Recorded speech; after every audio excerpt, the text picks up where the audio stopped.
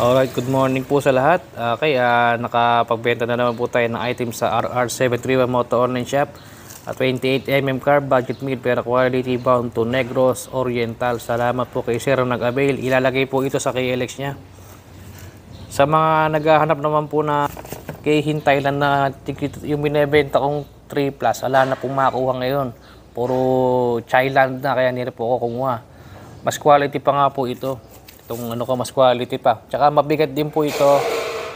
Madali pong ito, no. Tsaka hard chrome yung piston. Hindi po siya katulad ng mga nabibili pong class A. Ito po talaga, ano po, legit po na madaling ito, no. Kahit po ano siya, budget meal siya. Tsaka matibay rin po. At tsaka marami na rin pong nakasubok ng mga tuner. Talaga pong recommended po nila. Okay, sa mga o-order po, ito po ay for only 850 pesos. Tapos add na lang kay shipping fee. PM na lang po sa RR731 Moto Online Shop. At mamaya pa ipasi-shipping ko na to.